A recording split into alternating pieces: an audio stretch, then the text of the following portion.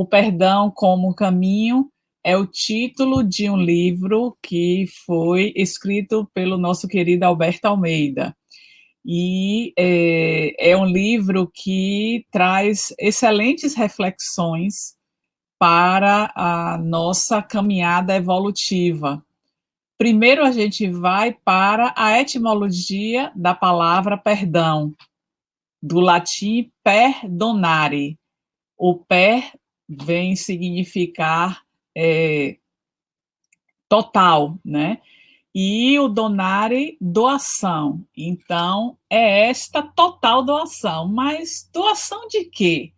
O que é que nós vamos doar com o perdão? Não esquecendo, o próprio Alberto Almeida coloca isso no início do seu livro, que o perdão é uma virtude. E o que é virtude? É justamente esse conjunto de todas as qualidades que caracterizam o homem de bem. Então, para que eu possa ser considerada este homem, esta pessoa de bem, eu preciso perdoar. Mas é fácil o perdão? Nós sabemos que não. Principalmente para aquele que recebeu uma ofensa, uma agressão, que algo foi feito que lhe causou um dissabor. Então, nós precisamos compreender as situações que chegam, por que elas chegam para o nosso processo de crescimento e qual a forma que eu vou estar lidando com essa questão. Porque é interessante refletirmos em dois aspectos na questão do perdão: a justiça e a misericórdia. Pensar em misericórdia é pensar que o nosso Pai, ele é infinito amor e misericórdia, ou seja, é um Pai que tem justiça, que vai agir com justiça, mas esta justiça ela vai estar na relação direta com o grau de amadurecimento daquele que praticou aquele ato equivocado. Então, aquele que ofendeu alguém, qual é o nível de maturidade espiritual, de consciência que ele já alcançou para que a misericórdia possa estar atuando frente àquela condição? Isso não nos leva a desconsiderar a lei de causa e efeito, ela vai atuar. Porém, o infrator, aquele que foi o autor dessa condição difícil, ele vai, ter a compaixão do nosso Pai, a misericórdia do nosso Pai, para que ele possa refazer este caminho, este delito praticado, de uma maneira que ele primeiro adquira consciência de que a sua atitude não foi uma atitude que deveria ter sido tomada, mas que, através do tempo, através das reencarnações, ele tem essa possibilidade de refazer esse caminho, porque o nosso Pai é misericórdia. E quando vamos analisar a questão da justiça, aí é que remete o que é justiça para nós. Porque se somos nós os autores da ação equivocada, do dissabor, do prejuízo a outrem, quando nós vamos ser julgados por esta ação, nós desejamos que o nosso Pai seja compassivo e que as leis elas sejam menos rígidas, porque fui eu o autor. Porém, quando nós vamos ver o outro lado, aquele que cometeu o delito, nós queremos que esta lei funcione, principalmente se aquele delito foi para mim ou para alguém que é o meu afeto, que faz parte da minha família. Então, nós não podemos ter duas medidas diferentes de justiça, porque o nosso Pai, nós sabemos que ele é justiça e que a lei de causa e efeito, ela vai estar atuando no momento oportuno. E vamos buscar lá na vida de Jesus, quando ele estava em diálogo com Nicodemos, nós encontramos isso no livro Boa Nova, no capítulo 14. A lição a Nicodemos. Nicodemos era um fariseu, muito estudioso da lei, e que tinha um grande coração. Então, ele foi conversar com Jesus como ele poderia estar aplicando a lei, e é neste diálogo que Jesus apresenta a reencarnação e vai mostrar, né, justamente a existência de alguém que cometeu uma infração, aquele que foi a vítima, mas que essa vítima, ela, hoje vítima, amanhã será algoz, e que existe a formação desse círculo, o círculo do ódio, o círculo do desejo de vingança, e que nós precisamos estar modificando as nossas atitudes, tentando trazer o Evangelho de Jesus para a nossa prática, exatamente para que sejamos aquele que vai quebrar esse círculo, e não, hoje eu sou a vítima, então eu vou me transformar no algoz, que é aquilo que nós víamos na lei de Moisés, olho por olho, dente por dente.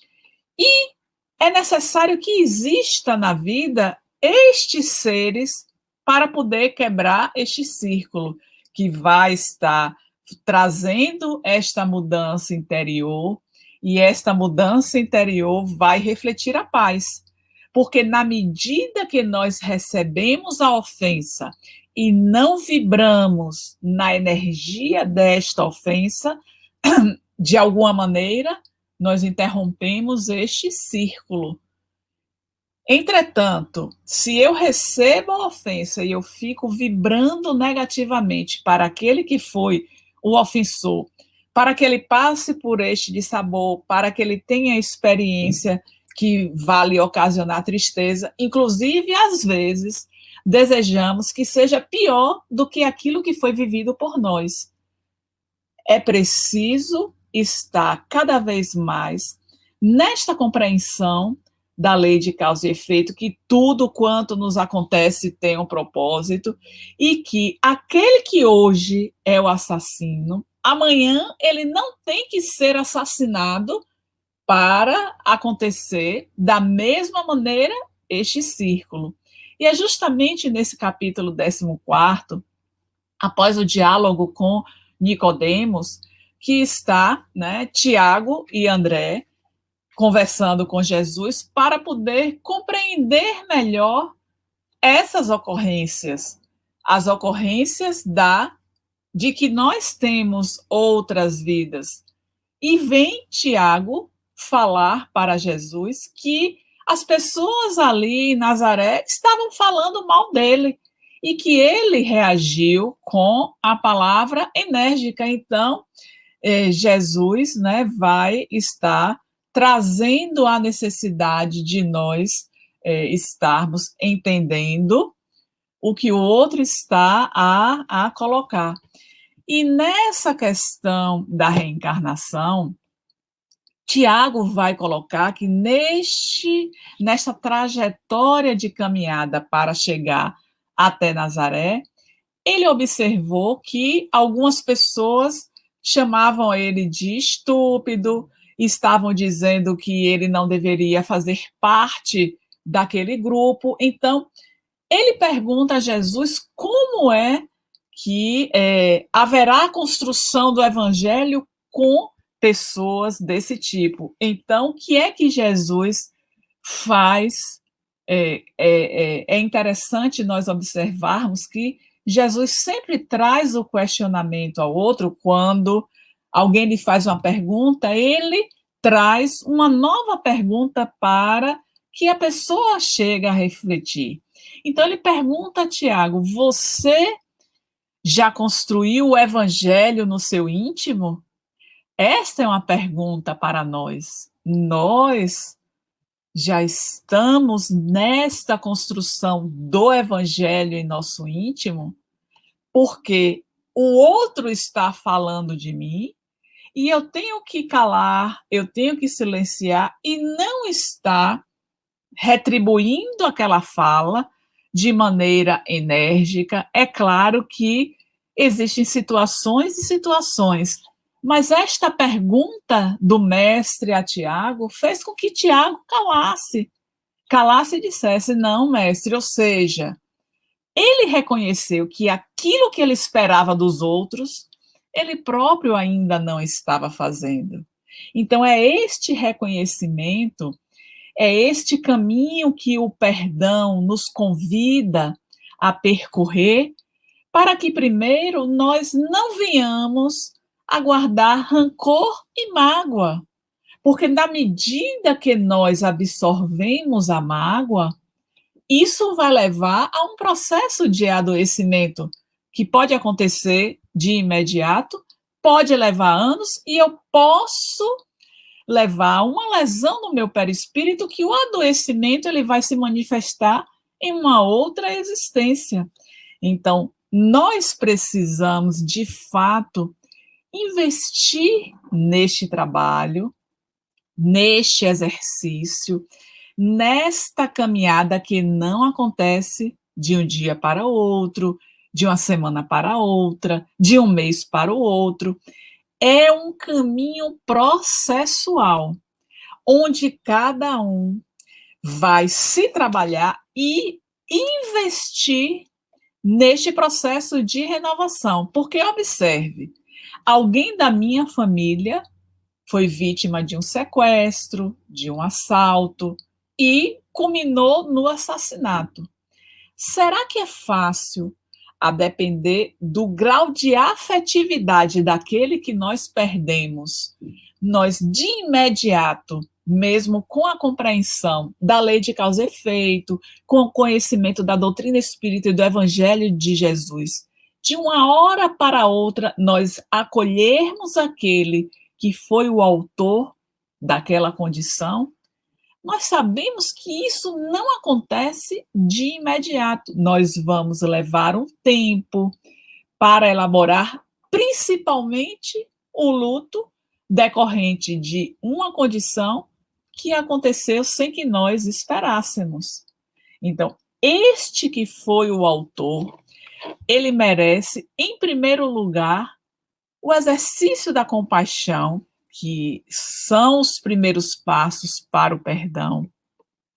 A própria benfeitora Joana de Ângeles coloca no livro Atitudes Renovadas, no capítulo Compaixão Sempre. Se alguém lhe causou algum prejuízo e você não conseguir perdoar, tenha compaixão. Então, este exercício, ele tem início quando nós já nos trabalhamos para não vibrar na sintonia daquele que foi o autor do prejuízo. Este é o primeiro passo. Não alimentar este sentimento de raiva, de ódio, de não querer, de fato, ninguém quer que isso aconteça com o afeto nosso, mas nós precisamos estar atentos ao nosso íntimo, o que está vibrando em nosso íntimo, porque se a vibração for nessa energia deletéria em relação ao outro, toda a nossa vibração que nós direcionamos, que é uma vibração má, ela retornará para nós e estaremos criando este círculo. E aí, neste diálogo de Jesus com Tiago, e vem também o questionamento: como se dá a redenção na lei de Moisés? O que Tiago responde a Jesus: está escrito, olho por olho, dente por dente. E aí Jesus pergunta: mas Tiago, você também? Respondendo igual às outras pessoas, ou seja, O que o mestre esperava? Esperava que ele, como seu discípulo, já tivesse, né, uma compreensão mais ampliada, porque Moisés falava de amor no seu primeiro mandamento. Então, a redenção não se dá pela lei de Italião, e sim pelo amor. Então, vamos construindo este caminho do perdão com o amor. Quais são os elementos que nós vamos buscar para esta construção? Entender que eles já fazem parte do nosso íntimo, porque somos criados por Deus. Deus é amor. Então, temos esta centelha dentro do nosso íntimo, a centelha do amor. Esta centelha, ela precisa desabrochar, sair do germe que está latente para se transformar em ações efetivas. A vida vai pouco a pouco nos apresentando essas condições para fazermos desabrochar o leque.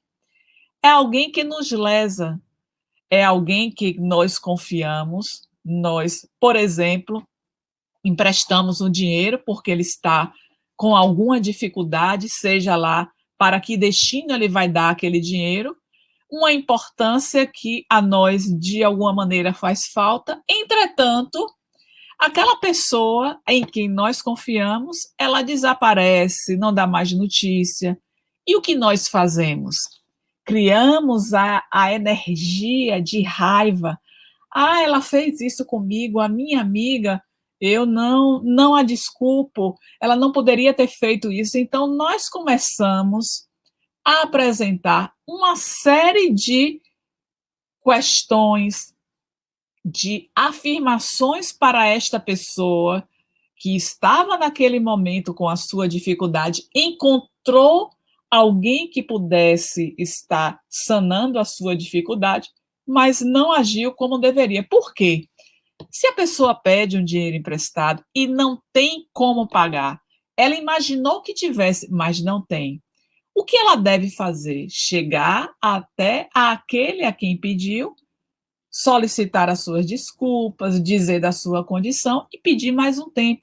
Mas nós sabemos que algumas, elas saem por outros caminhos, desaparecem, não dão mais notícias sobre aquele dinheiro, e isso cria uma animosidade nossa em relação àquela pessoa. É aquele círculo que nós vamos formando em diversas circunstâncias, mas fomos colocados à prova, nós fomos colocados para poder ter aprovação nos diferentes exames da vida, nas diferentes circunstâncias que a vida está a nos apresentar, e é nessas circunstâncias que nós precisamos desfazer esse círculo. Então, o assassino de hoje, ele não vai ser assassinado amanhã, porque nós saímos da lei de Talião. Só que espíritos ainda imaturos espiritualmente, no seu processo de evolução espiritual, ainda mais no começo do que do ponto de chegada, esses têm necessidade de expiações mais, provas e expiações mais duras para poder, muitas vezes, acordar. Quem não desperta após uma dor, após um sofrimento, após uma situação desafiadora? Todos nós despertamos. Isso faz parte da trajetória evolutiva de cada um de nós. E a vida está constantemente a nos apresentar diversas situações que nos convidam a este mergulho, a esta compreensão. Se eu tenho na minha família alguém que eu não gosto, que aparentemente nunca fez nada agora, mas eu prefiro não conviver com ela, o que isso representa? Representa alguém que em uma outra experiência, representando essa experiência em outra encarnação, causou algum dissabor e agora fomos colocados juntos para poder ressarcir esses momentos difíceis que tivemos lá atrás. Porque a escolha da família, ela é estruturada pensando nos laços de afeto, mas também nos laços de ódio, para que este círculo ele possa ser quebrado. Quem vai quebrar esse círculo? Aquele que já tem mais consciência em relação a si mesmo e aos propósitos da existência. Isso não significa dizer que mesmo esta pessoa que já tem desperta a consciência de si mesmo e compreensão das realidades da existência, de que não estamos somente nessa vida, ela consegue quebrar esse círculo num passe de mágica, de uma hora para outra, porque esta vivência de dores e dificuldades do passado, elas ficam em nosso inconsciente. E a presença desta pessoa, ela vai causar esse mal-estar.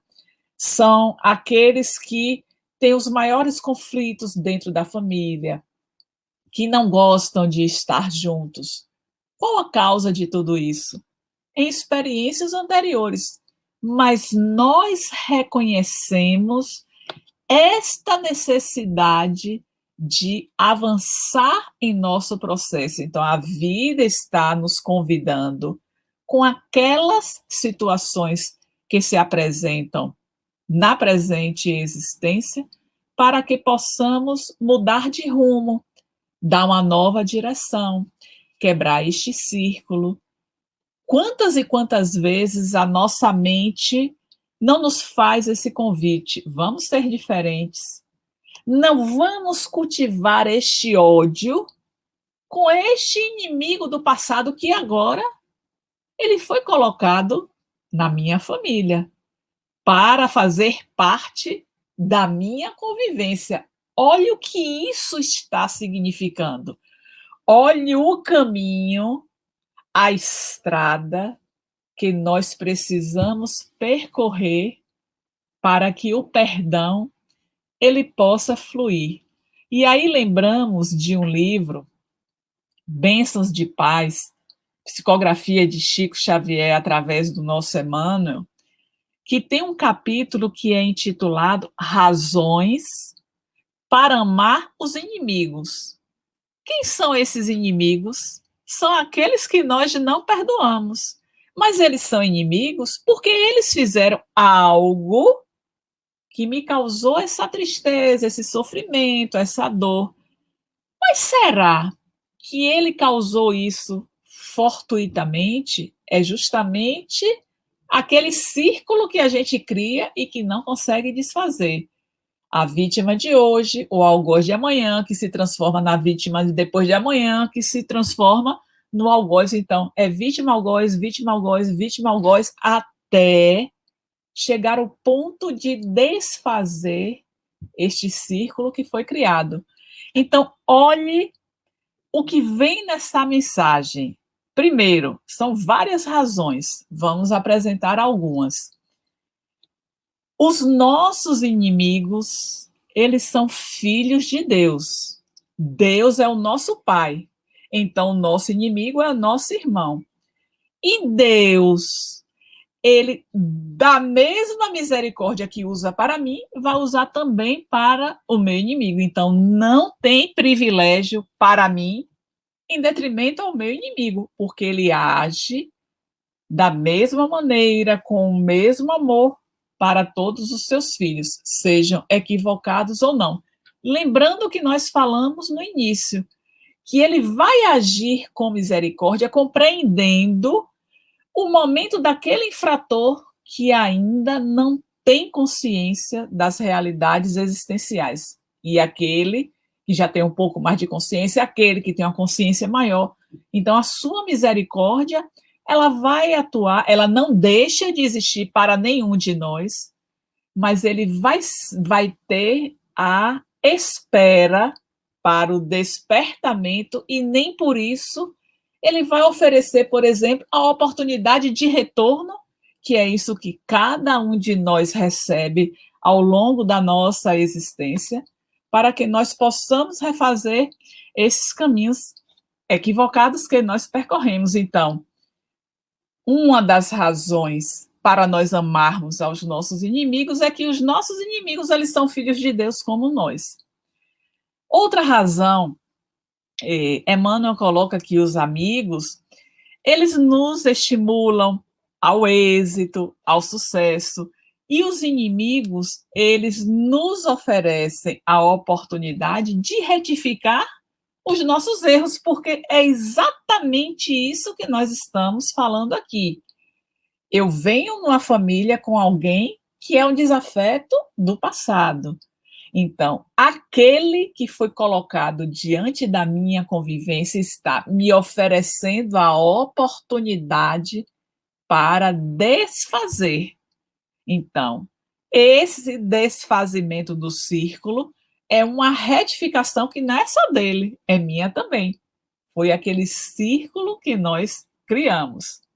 Então, o amor aos inimigos, a mensagem também coloca que nos oferece recursos indispensáveis para desajustes circulatórios, para neuroses, para loucura, para úlcera gástrica. Ou seja, por que, diante de um dissabor que foi criado, eu vou ficar armazenando, desejando que ele passe por aquela condição, que o que aconteça na vida dele seja pior do que eu estou passando? Tudo isso vai gerando desajustes orgânicos que nós não nos damos conta e que podemos nos trabalhar para que esses desajustes eles não venham a trazer maiores comprometimentos para a nossa caminhada evolutiva, porque o corpo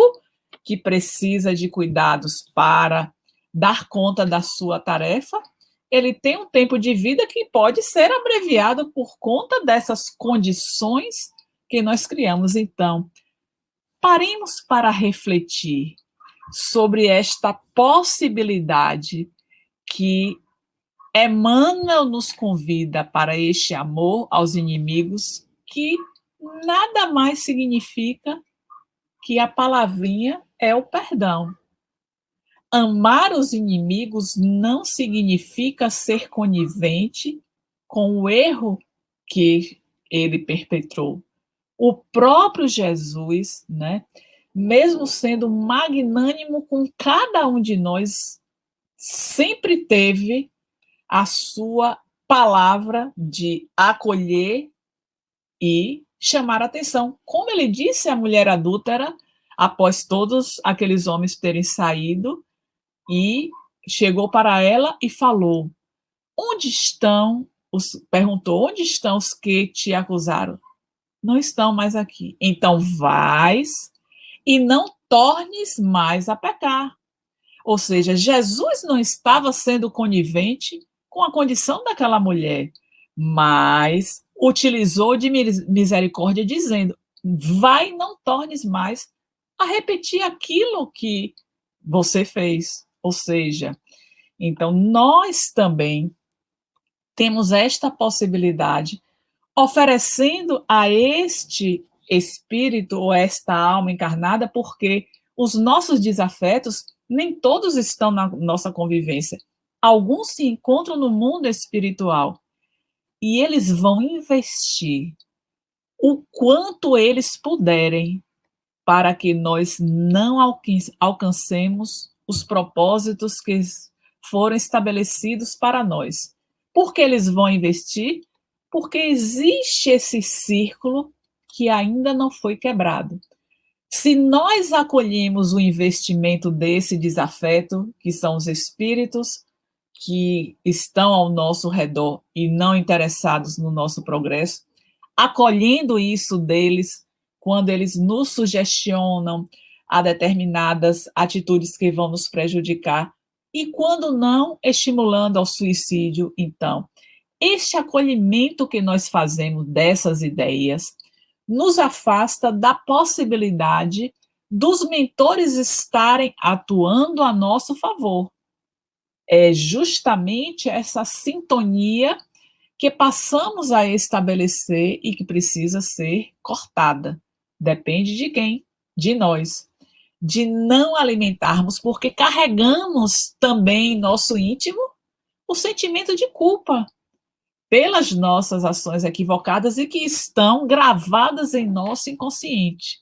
Então, pensar nesse perdão ao outro é também trabalhar para o seu auto-perdão. Reconhecer que você falhou, você buscar se renovar para não acontecer novamente uma situação semelhante por atos equivocados de sua parte. Então, este amor que nós vamos dispensar aos inimigos é um amor que também se direciona para nós próprios, porque às vezes, envelhecidos, nós somos um pouco intolerantes, nós não nos perdoamos também por condições que vivemos na nossa trajetória de vida, e isso vai interferir no nosso modo de viver, muitas vezes trazendo mais conflitos para a nossa existência. Então, é preciso estar atento também. E voltando a esta mensagem, Bênçãos de Paz, do livro que traz as razões para amar os inimigos, amar aos inimigos, coloca lá Emmanuel, evita 90% da nossa aflição e aborrecimento. Podemos pensar o que é isso? Aflição e aborrecimento. O que Emmanuel quis dizer com isso? É você não sintonizar, é você não ficar revivendo aquela condição, porque o reviver é algo que não ajuda na libertação. Foi fácil o que eu vivi? Não foi fácil. Como eu posso, a partir de agora, a partir da vivência dessa experiência, ressignificar a minha caminhada?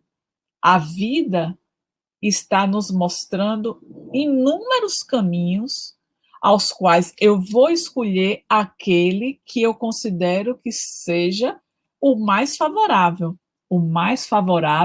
lembrando daquilo que eu preciso me libertar. Porque se eu passo por uma situação infeliz, eu não posso continuar com a energia voltada para aquele momento infeliz que eu vivi. Eu preciso da libertação. E a libertação, ela vai começar não buscando esta sintonia com aquele que foi o causador da situação infeliz. Este é um exercício que não é fácil. Nós estamos falando aqui, mas compreendendo a dificuldade que reside em cada um de nós nesse processo de libertação, porque cada um é que pode aquilatar o tamanho da dor, do sofrimento, do desafio, do dissabor que viveu. Isso não justifica mantermos a nossa mente sintonizada com aquela condição. Qual é a proposta de Jesus? Jesus nos convida a que está lá, no próprio Evangelho, na narrativa de Mateus, capítulo 18, versículo 22, que o próprio livro Boa Nova, no capítulo 10, intitulado Perdão, também nos apresenta. Quando Simão, tratando de diversas condições, de que ele também reage, e ele pergunta a Jesus, diante de várias justificativas das condições perguntadas ao mestre, do que Jesus apresentava como deveria ser o comportamento, e vem o questionamento que é bem conhecido de todos nós. Nós adentramos a doutrina espírita e já ouvimos esta passagem. Mestre, quantas vezes devo perdoar o meu próximo, aquele que me causou algum tipo de dissabor? 70 vezes 7? Qual foi a resposta de Jesus? Não apenas, não, apenas 7 vezes, e aí Jesus responde, não somente 7 vezes, mas 70 vezes 7 vezes. Jesus, naquela época, fez a conta de multiplicação para dar essa resposta? Porque, veja, a pergunta de Pedro foi, devo perdoar 7 vezes? 7 vezes? Parece que o número 7 tinha um simbolismo naquela época, mas parece que 7 vezes, talvez, no imaginário dele, fosse um número suficiente para que a mesma pessoa, causando aquela condição difícil, chegasse e não foi uma, duas, então não é uma conta matemática. A resposta de Jesus é exatamente para que nós possamos, quantas vezes sejam necessárias, estar neste exercício do perdão. Este exercício do perdão que, mais uma vez, nós vamos e trazemos a dificuldade que não é à toa, os próprios livros da codificação vêm trazendo inúmeros relatos. As obras do espírito Manuel Filomeno de Miranda, através da psicografia de Divaldo Franco, trazendo inúmeros relatos desses espíritos que, por circunstâncias adversas, criaram esses verdadeiros laços de ódio e que vem investindo para que nós não tenhamos sucesso. Isso vai continuar acontecendo se nós não fizermos este trabalho, este mergulho para dentro de si mesmo, buscando esta condição de se renovar. Há uma história que foi relatada no livro Sexo e Consciência, um livro que reúne mensagens trazidas pelo nosso tio Divaldo em suas palestras, e há um caso específico que está no capítulo 11º ou 12º, salvo engano, dentro do tópico infidelidade. Então, a narrativa é da história de uma família de muitas condições, que morava em um determinado estado do Brasil. A esposa era psicóloga, ele era um industriário e fazia muitas viagens ao interior. Tinham 5 filhos homens e eles desejavam muito ter uma filha mulher. Depois de fazer muitas viagens e chegar à sua capital e ainda ter que pegar o carro para se dirigir ao interior onde ele morava, ele faz uma proposta à sua esposa de mudarem para a capital. Aí ficaria menos distante menos cansativa a sua chegada no lar após uma viagem internacional. Construíram a verdadeira mansão, justamente porque tinham muitas posses, se mudaram e nasceu a filhinha. Na verdade, a filhinha já nasceu na antiga moradia. Veio o que eles tanto almejavam. Então, a esposa relata que a felicidade se completou com a chegada de Elizabeth, que era conhecida como Bebete.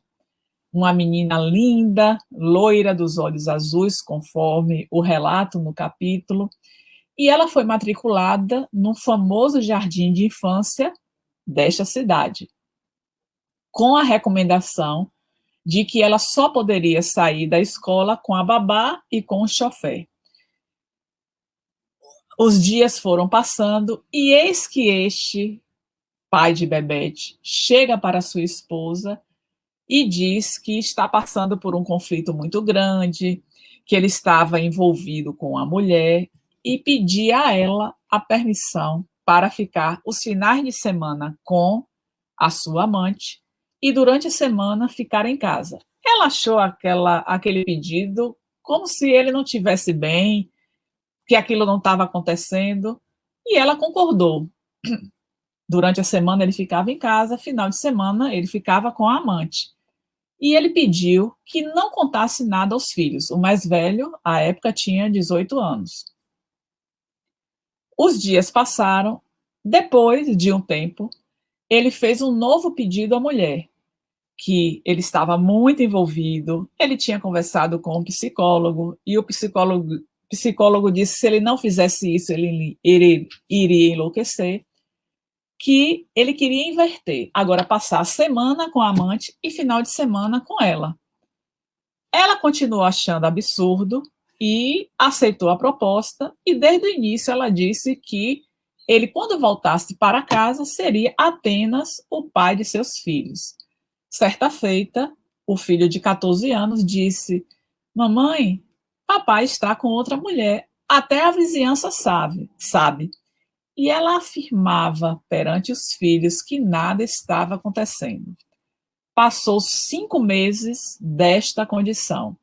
E eis que ele volta para casa e diz que realmente foi uma loucura e que ele descobriu que ele não gostava mais da mulher.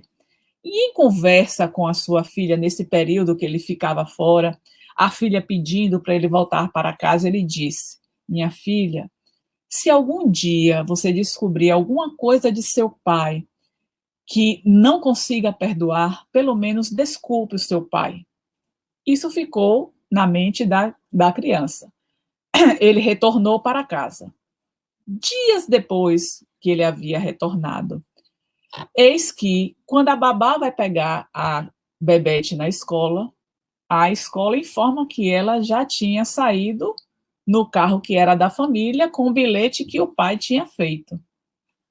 A babá toma um susto, chega em casa, entra em contato com a patroa entra em contato com seu esposo, e nisso ela tem um choque, precisa ser hospitalizada. Passa-se 3 dias e descobre que Bebete havia sido assassinada e colocada em um saco de lixo.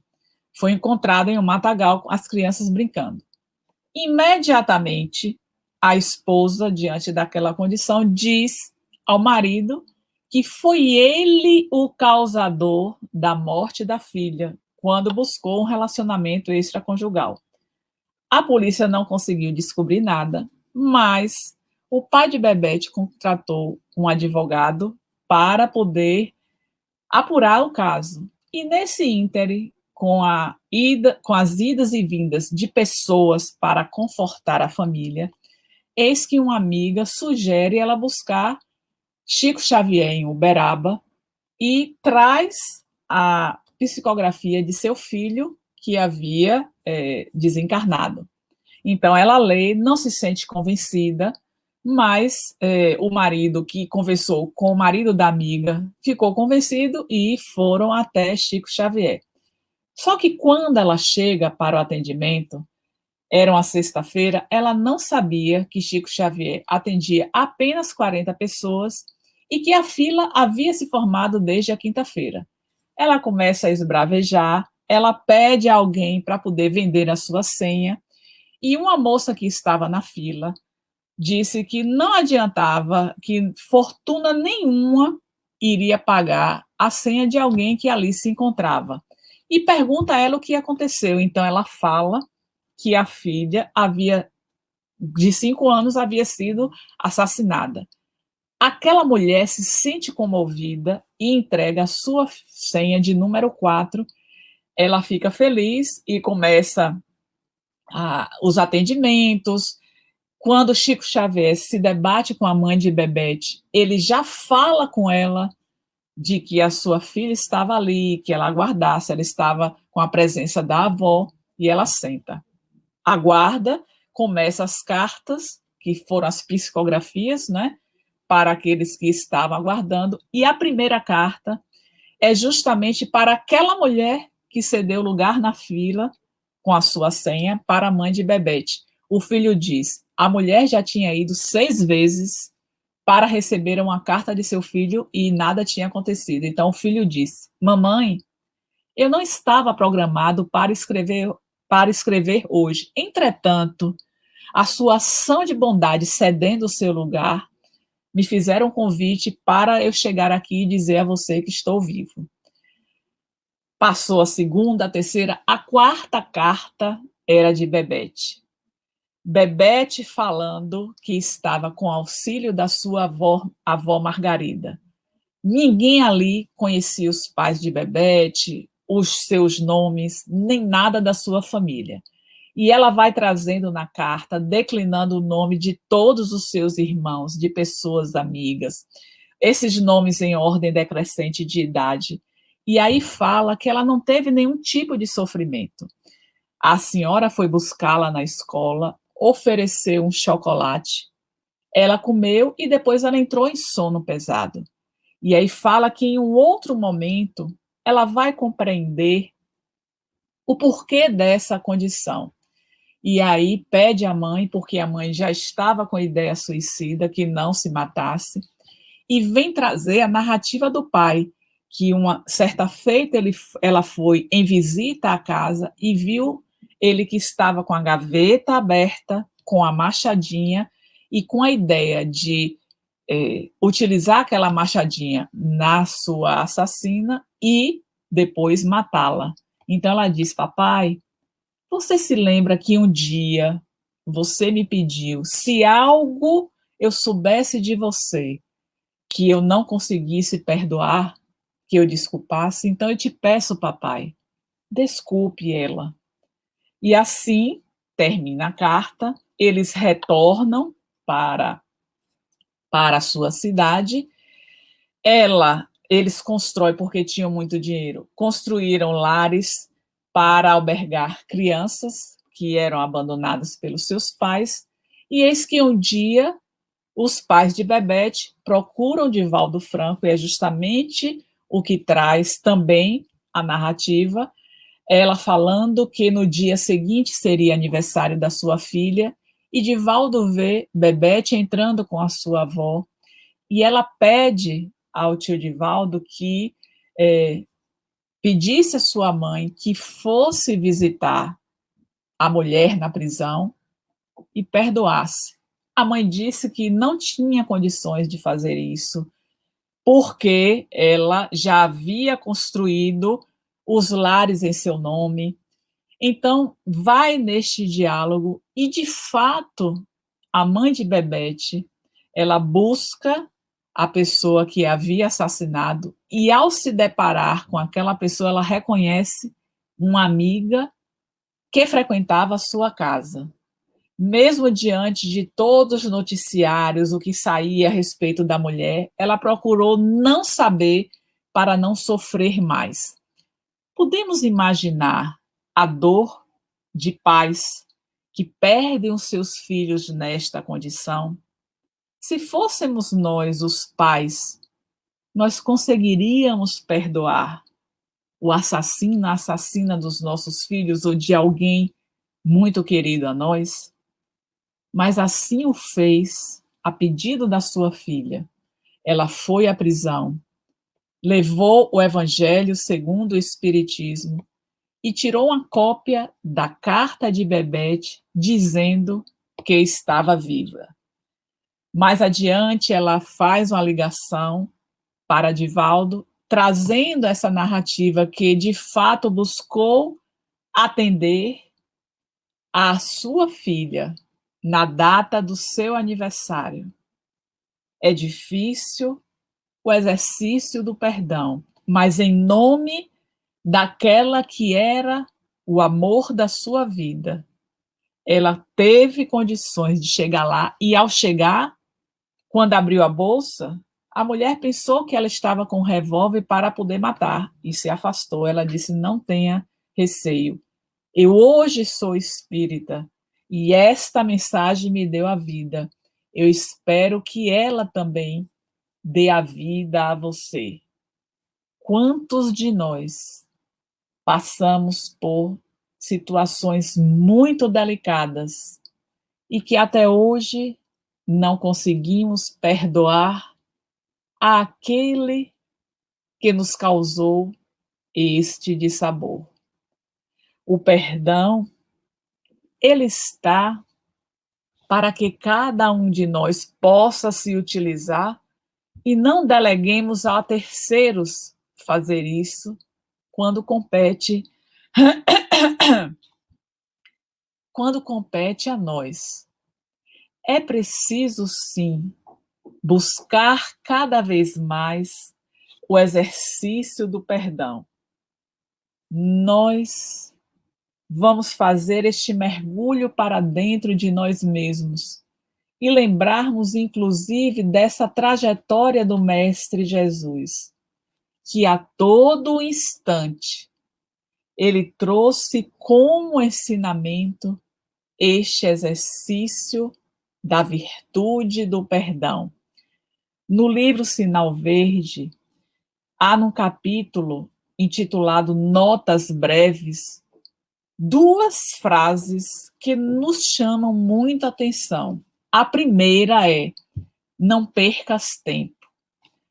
Fazendo uma reflexão a respeito dessa frase, nós podemos estar pensando neste tempo que perdemos quando não conseguimos desfazer este círculo de vítima, algoz, vítima, algoz, vítima, algoz. É um tempo precioso das nossas existências, que poderíamos estar avançando mais e mais na nossa marcha, e não a passos lentos, mas ainda próximos do início do que da meta. E a outra frase é: perdoe as ofensas. O perdão tem essa força libertadora que ainda não conseguimos imaginar o quanto ele é capaz de nos libertar e nos oferecer caminhos mais bonitos, mais suaves, menos tenebrosos, porque ainda não buscamos este exercício. E o poder de iluminação, que é justamente o que a mensagem de Emmanuel nos conclama, as razões para poder orar pelos nossos inimigos. Por quê? Para amar os nossos inimigos. Porque, inclusive, Emmanuel recomenda a oração pelos nossos inimigos. Conseguimos fazer isso? Orar por aqueles que nos caluniam, por aqueles que nos perseguem, por aqueles que nos atormentam. Porque a recomendação de Emmanuel, quando nós oramos pelos nossos inimigos, nós diminuímos as perturbações que chegam para nós mesmos. Por quê?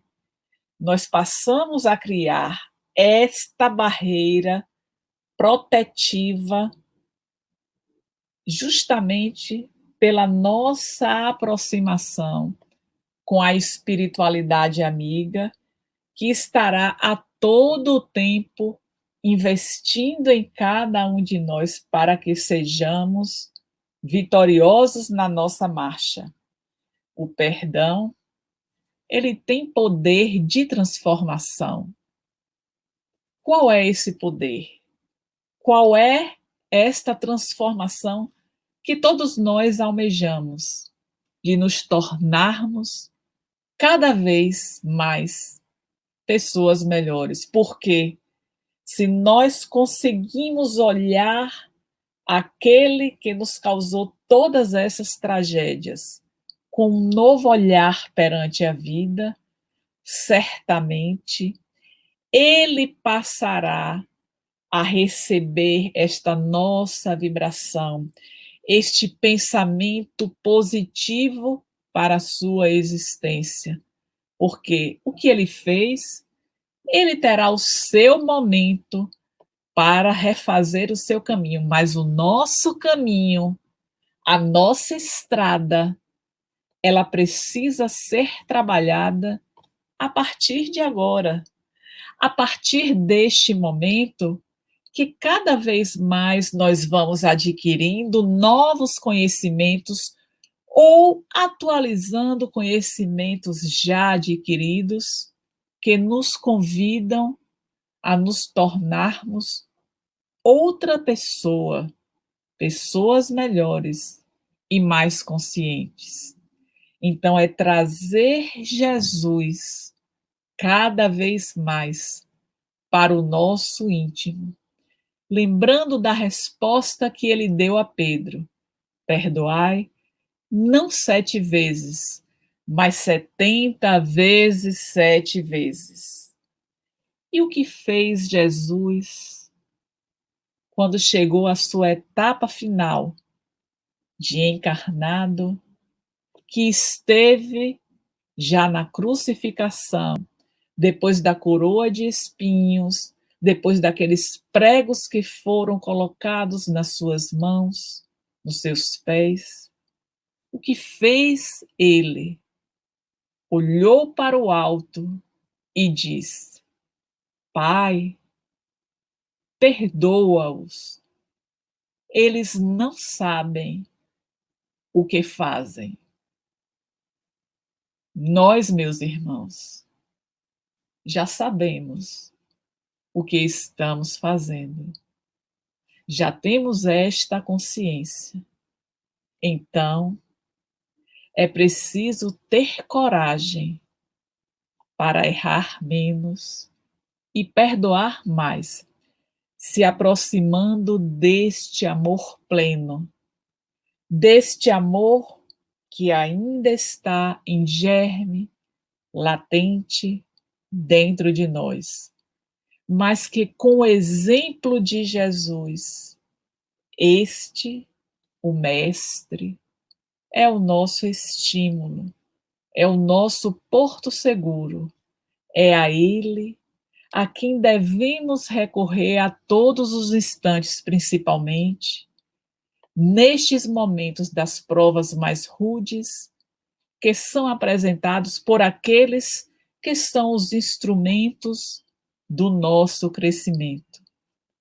Não nos esquecendo que a própria oração que Jesus nos ensinou, antes dele trazer esta oração, ele fez a reflexão: qual pai que um filho pedindo um pão lhe dá uma pedra, ou pedindo um peixe lhe oferece uma serpente?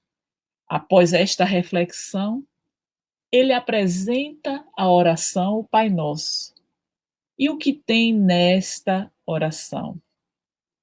Perdoa as nossas dívidas, assim como nós perdoamos aos nossos devedores. Então, é esta a mensagem que nós queremos deixar para cada um de nós, porque eu também estou inclusa neste perdão como caminho, nessa nova estrada que se apresenta a partir de agora, iluminada, florida, perfumada, para que estejamos sempre estimulados a percorrê-la e diante das pedras, dos troncos, de tudo quanto for colocado como um desafio e obstáculo, nós olharmos para o alto e pedirmos ao nosso Pai que nos perdoe, mas que nos ajude também a perdoar, para que cada vez mais possamos estar libertos dos nossos erros, dos nossos equívocos e principalmente das nossas mazelas que ainda nos acompanham na direção da plenitude. Que Jesus nos abençoe, que Jesus nos inspire, que Jesus nos fortaleça, para que possamos, ao termo da nossa existência, galgarmos os propósitos estabelecidos em nossa caminhada. Muita paz para todos nós. Temos alguns comentários. A Rejane Alves. Perdoar é essencial para quem recebe, para quem libera o perdão. Faz bem à nossa alma. Muito bem. Faz muito bem à nossa alma. E mágoas são lixos que outros deixam dentro de nós. Temos que aprender a perdoar para retirar esse lixo de dentro dos nossos corações. É o que eu digo, Marisa. Todos nós sabemos de tudo isso, mas ainda tem esses resíduos, essas impurezas que não conseguimos retirar da nossa alma. Vamos conseguir, com esforço, com coragem, com luta diária, com o pensamento conectado com o nosso Pai nessa direção e buscando o apoio do nosso anjo da guarda que está a todo tempo a nos fortalecer. E uma coisa que você falou que eu acho que é importante é a perda de tempo na encarnação. Então, são muitas experiências que a gente, às vezes, joga o tempo fora porque fica acolhendo esses sentimentos, né, contra o outro, quando poderia liberar, né, essa alma. Como quando a própria Rejane diz, quando perdoamos e somos perdoados, sentimos paz e leveza na alma. Então, eu acho que quando Jesus falou em perdoar, não 7 vezes, mas 70 vezes 7, é como quem diz assim, não percam tempo, perdoe o tempo todo. É isso aí. E pensar também, Marisa, que o perdão, ele propicia esse crescimento sobre si mesmo. Cada vez que a gente perdoa, a gente se liberta e se eleva. É lógico. Então, elevando significa o quê? Crescimento. Crescimento para o alto, não é crescimento de tamanho corpo físico. É o crescimento né, para que a gente possa, de fato, estar neste reino que nós almejamos, né? O reino do Pai. Porque pedimos tanta paz, pedimos tanta coisa, mas na hora H parece que a gente não quer nenhum esforço, ainda é como crianças esperando cair do céu, né? Tem aqui também um comentário da Lênia. Eu tenho tentado perdoar uma pessoa, às vezes acho que consegui, em outro tempo volta a mágoa de novo, mas estou orando e o que me alivia também penso que foi um grande ensinamento para mim. Agradeço a Deus por tudo que passei, mas tenho que perdoar de coração. Uma coisa que eu não falei, Marisa, mas lendo esse comentário, eu reflito sobre isso nesse momento, é que nós temos algo que é físico, que se chama memória. Isso é físico. Então, nós guardamos as lembranças das ocorrências da nossa vida. Então, às vezes a gente pode pensar que não perdoou porque vem aquela lembrança da situação infeliz que eu vivi. O fato de lembrar não significa que você não perdoou, mas quando chega essa lembrança, qual é esse sentimento? Né? Nesse relato da história de Bebete, quando os pais estiveram com o Divaldo, o pai perguntou a Divaldo, ela me perdoou? Bebete me perdoou, porque, lógico, que ela tinha tomado conhecimento de que a autora tinha sido sua amante. E aí Divaldo disse, ela não me perdoou, porque ela não se magoou, ela o ama. Então, tem esse sentimento, né? Quando nós amamos, a gente não vai perdoar porque não teve a mágoa. Tem algo, né, que a gente precisa se trabalhar, que é o ressentimento, que é justamente ficar remoendo, revivendo, que isso não pode, nós precisamos dar um freio nisso na nossa vida, aconteceu, e não ficar naquela lembrança que machuca, que dói, que traz sofrimento, traz ansiedade. Então, se tudo isso é ruim para o nosso organismo, por que eu vou ficar lembrando? Tânia, mas chega à mente. E aí, chegou à mente, eu vou pegar o evangelhozinho, eu vou fazer uma leitura de uma frase. Às vezes eu preciso só de uma frase para não permitir que a minha mente ela fique tomada por aquela ocorrência que foi infeliz. Não é um exercício fácil, eu trouxe isso, né? É fácil, não é? É fácil, não é? Mas nós precisamos buscar sair desse círculo, dessa linha, desse padrão de pensamento que só atrasa a nossa marcha.